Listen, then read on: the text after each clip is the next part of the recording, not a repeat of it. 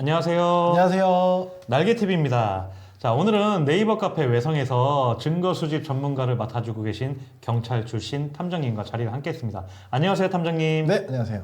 자, 바쁘신 와중에 이렇게 출연해 주셔가지고 감사드리고요. 네. 자, 오늘도 제가 질문을 하나 가지고 왔는데요. 네. 회원님들 보면 상간자의 직장이라든지 이런 신상이라고 해야죠. 요걸 네. 몰라가지고 애태해 오시는 분들이 상당히 많습니다. 또 그리고 기존의 신상을 알았는데 네. 상간녀가 퇴사를 하고 핸드폰 번호도 바꾸고 카톡을 탈퇴했대요. 이런 경우도 있고 그래가지고 이제 소송에 어려움을 겪는 분들이 가끔 있으시거든요. 그렇죠. 2차 증거도 잡아야 되는데. 자, 그러면 이 탐정님 입장에서 이 신상은 또 어떻게 찾고 또 네. 신상에 대해서 회원님들한테 이제 조언해 주실 만한 내용이 있는지 해서 네. 이렇게 나왔습니다.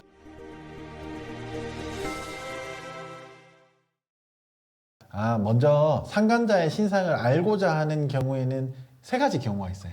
소송하니까요? 네. 가장 이제 첫 번째가 일단 소장을 보내야 하잖아요. 그렇죠. 네. 주소를 알아야지 이름하고 뭐 전화번호라도 알아야지 상간녀 소송을 하니까. 첫 번째는 소장을 보내야 되는 경우, 예. 두 번째는 내가 어느 정도의 이제 분풀이를 하려고 하면 예. 알아야 하는 경우가 있어요. 그렇죠. 그 집을 알아야 찾아가서 박사를 내놓든지 하니까. 네, 그렇죠. 예. 그리고 이제 세 번째는 변호사님께서 요청하시는 경우가 있어요.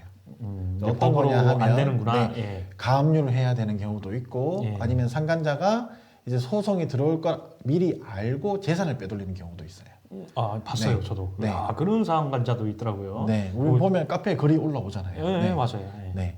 그래서 이제 첫 번째는 소장을 보내기 위해서 어느 정도, 왜냐하면 우리 모두 다 이런 상간 소송이 처음인 경우가 많잖아요. 그렇죠. 어디까지 알아야 소장을 보낼 수 있는지 그 기본적인 것에 대해서 모르는 분들이 좀 있습니다. 이건 제가 먼저 정리를 한번 하고 네. 가겠습니다. 네. 상간녀든 상간남이든 소송을 하기 위해서는 네. 신상을 알아야 되는데 네. 첫 번째 이름, 실명 무조건 알아야 됩니다. 이거는 100% 알아야 되고요. 네. 두 번째 핸드폰 번호 또는 소장을 보낼 주소, 집 주소겠죠. 요 둘 중에 하나를 알아야 돼요. 이 핸드폰 번호만 알면 사실조회라고 해가지고 그 핸드폰 명의 가입자를 통신사한테 요청을 해서 받는데 이게 상간녀들이 개떡 같은 인생을 사는 경우가 많아가지고 그렇죠. 자기 명의가 아닌 경우가 훨씬 많아요. 네. 그러면 이제 소송 요건이 안 되기 때문에 소송을 못 해요. 그러니까 사실조회를 법으로 정당하게 할 수 있는 사실조회를 못 해서 네. 주소를 알아야 이제 소장을 보내는데 못 보내는 경우가 더러 있거든요. 네. 그런 경우에는 이제 탐정님의 그리고 도움을 또 받아야죠. 이제 변호사님께서 통신 3사에다가 사실조회 요청을 하는데 예. 상간자가 알뜰폰이라고 하죠. 더 걸리죠. 별정 통신을 이용하는 경우가 있습니다. 예. 그럴 경우에는 이제 변호사님께서 열심히 찾으셔도 조금 시간이 오래 걸리는 경우가 있어요. 그렇죠. 워낙 많으니까. 그러면 이제 날개님께서 말씀하시지 않은 또 한 가지가 더 있죠. 차량 번호. 아, 네, 그렇죠. 차량 상간자의 변호도- 소유. 네, 네. 맞아요. 그러니까 그 상간녀든 상간남이든 그 사람의 명의가 뭐라도 있으면 개인정보가 들어있는 뭐라도 있으면 사실조회는 가능합니다. 네, 자동차 등록 사업소에 이제 예. 사실 조회를 하기 때문에 그것도 예. 가능하니까 예. 꼭 저는 상간자 이름을 모릅니다, 전화번호를 모릅니다 하실 필요 없이 이미 사모님 상간자 차량 번호를 알고 계시잖아요. 예. 라고 하는 것도 그 이후에 변호사님하고 상담을 해보시면 되니까 너무 걱정하지 않으셔도 됩니다. 그런 건 이제 그 카페 회원님들 상담 네. 들어오면 다 친절히 알려주시는 거죠? 댓글도 일일이 다 아유, 달아드리잖아요. 감사합니다. 네. 자, 이런 방법이 법으로 할 수 있는 방법이 사실 엄청 많아요. 네. 아까 제가 말씀을 못 드렸는데 차량 번호에도 그 명의가 상간녀, 상간남이라는 그렇죠. 개인정보가 네. 들어가 있고 그다음에 직장, 네. 직장을 안 달아가면 그 직장 대표한테 사실조회를 신청할 수도 있거든요. 네. 아니면 뭐 건강보험공단이라든지 이런 곳에 다 할 수 있으니까 네. 무궁무진하니까 정당한 방법으로 한번 조회를 하시고 네. 안 될 때 사람 일이라는 게 항상 이렇게 정도로만 못할 때가 있거든요. 네. 그럴 때는 요 탐정님에게 의뢰를 하시면 또 되겠습니다. 왜냐하면 이제 상간자 배우자의 차량을 상간자가 몰고 다니는 경우에도 네. 결국에는 이제 가족 관계나 이렇게를 통해서 상간자 이미 나오기 때문에 예. 그것도 변호사님하고 상담을 하시면 됩니다. 예. 그리고 두 번째는 분풀이를 위해서 이제 상간자의 뒷조사, 그런 그렇죠. 신상을 알고 싶다. 요거 굉장히 궁금해하실 것 네. 같습니다. 상간녀라고 치면 네. 상간녀에 남편이 있는지, 또는 아니면 미혼이라고 하면 부모랑 같이 살고 있는지, 또는 부모 집은 어딘지 이런 거 알면 또 여러분들이 직장, 네. 여러분들이 할 수 있는 게 엄청 많거든요. 네. 그리고 제가 얼마 전에 이제 외도 알려주는 남자에서 그런 거 상간녀들이 두려워하는 것이라는 방송을 찍었는데, 그거 부모한테 알려질까봐, 직장에 알려질까봐 상간녀, 상간남들 벌벌 떨고 있습니다. 네. 그리고 이 전체적인 과정을 생각해 봤을 때 복수, 뭐 박살, 분풀이도 단계가 있어요. 네. 왜냐하면 우리가 생각하는 이 분을 다 상간자에게 대입을 해서 쉽게 말하면 막 융단 폭격을 하는 게 큰 타격감이 있을 거라고 생각을 하지만 실상은 다릅니다. 피 말려 죽이는 게 더 좋은 거 아닌가요? 그렇죠. 왜냐하면 하나의 공격이 들어가고 난 다음에 그 다음에 이제는 그만하겠지라고 할 때 또 공격을 하고 맞아요. 또 시간이 지나서 뭐 이런 표현하기 싫지만 상간자가 좀 아무렇다라고 판단될 때 또 공격을 하고 그것도 때린데 또 때리면. 네 그렇게 해야 공격이 효과가 있습니다. 맞습니다. 그래서 네. 만약에 상간자의 주변 환경에 대해서 많이 알고자 할 때도 네.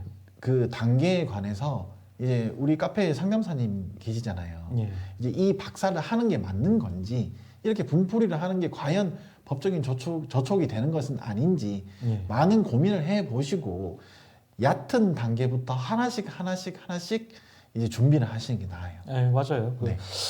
여러분들이 박살이라든지 이런 거 잘못해가지고 오히려 스트레스 받는 경우가 많아요. 네.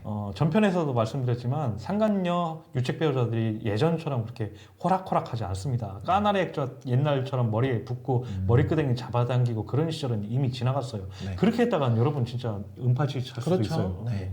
외도 행위의 증거를 수집하면서 내가 이미 가지고 있는 증거에서 이제 한 단계만 더 나아가면 확장해 나갈 수 있는 다른 어떤 실마리가 있는지 없는지를 방법을 모른다면 예. 물어보면 돼요. 예, 왜냐하면 SNS나 검색이나 이런 걸 통해서도 나오고 상간자의 직장에 대해서 만약에 번듯한 직장을 다닌다라고 하면 더 쉽게 나옵니다. 예. 그렇기 때문에 이 전체적인 걸 어떻게 해야지 어떻게 해야 되는지 마냥 고민만 하지 마시고 이제 상담사님이나 아니면 카페에 물어보거나 이렇게 상담을 해보시면 됩니다. 예. 자, 그럼 이제 본격적으로 그 본론으로 들어가서 신상 찾기에 대해서 좀 설명을 해주시죠. 네, 상간자의 신상을 찾으려고 하면 첫 번째는 이제 상간자의 하루를 다 봐야 돼요. 이 사람이 발품 팔아야 언제 되는구나. 언제 나와서 어디를 갔다가 언제 다시 들어가는지 예. 아니면 요일이 반복되다 보면 누구를 만나는지 이거를 알게 되면 그것이 다 상간자가 이 상간 행위를 알리기 싫어하는 그 대상이고 약점이 될 수가 있어요. 그렇죠. 하나라도 더 아는 게 네. 상간녀, 상간남들이 제일 무서워하는 거예요. 네. 내 사생활이 까발려지는 게. 네, 하루 만에 이런 결과가 딱 나왔다라고 해서 그게 끝이 아닙니다. 예. 왜냐하면 그 사람도 그 사람이 24시간과 365일 있었을 거기 때문에 예. 거기에 대해서 하나하나라도 더 아는 게 나아요. 그렇죠. 네.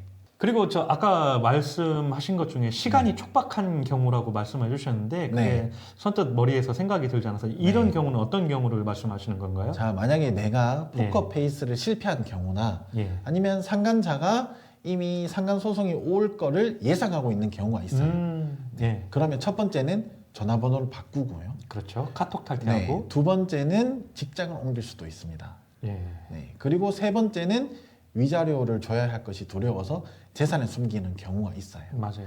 네, 이런 경우에는 우리 카페 회원님들 보면 점점점 스스로 이제 가압류나 이렇게 하시는 분이 늘고 있잖아요. 엄청 많죠. 네, 저희 그렇게를 카페는. 보면 가압류를 할 만한 재산, 예. 가압류를 할 만한 뭐 계좌 내역이나 예. 그런 거를 이제 변호사님하고 긴밀하게 상담을 해보고 난 다음에 그 중에서 필요한 것이 있다면 저한테도 한번 물어보시는 게 네, 낫다고 생각합니다. 예. 그러면 시간이 상간자가 재산을 숨기기 전에 예. 직장을 바꾸기 전에 예. 아니면 이 전 직장에 소장을 보내도 괜찮은지 예. 그리고 바뀐 전화번호만 알고 있어도 소송은 충분히 가능하거든요. 그렇죠. 그런 부분에 대해서 내가 외도행위의 피해자가 된 게 이번에 처음이고 잘 모른다라고 하면 주저없이 카페든 뭐든 물어보시는 게 낫습니다. 맞습니다. 여러분들도 아는 것이 힘이에요. 이런 방송 보시는 것도 여러분들이 궁금증 해결하기 위해서 보시는 거잖아요. 네. 왜냐하면 뭐 커뮤니티들이 많으니까 이제 잘못된 정보를 진짜 맞는 것처럼 막 내 말이 맞다라고 알려주는 경우가 있거든요. 예. 그거를 보고 걱정하시는 경우가 많은데 이제 전문가라고 하시는 분에게 먼저 물어보고 난 다음에 이것만 있어도 충분합니다라는 글도 우리 카페에 많잖아요. 그렇죠. 그렇기 때문에 그거를 한번 되짚어 보시는 게 예. 네. 네, 오늘의 방송은 이것으로 마치겠습니다. 오늘 좋은 말씀 해주신 경찰 출신 탐정님은 요 위에 있죠. 네이버 카페 외성에서 직접 만나보실 수가 있습니다. 그곳에 오시면 전화번호까지 친절하게 다 있고요. 또 카페에 글을 통해서도 소통하실 수가 있습니다. 자, 오늘 말씀 너무 감사드리고요. 다음에도 더 좋은 정보 많이 주실 거죠? 네. 자, 오늘의 방송은 이것으로 마치겠습니다. 외도, 이혼, 피해자 커뮤니티 네이버 카페 외성은 오로지 피해자 편입니다. 앞으로도 더 유익한 방송으로 다시 돌아오겠습니다. 다음 시간에 또 만나요. 안녕.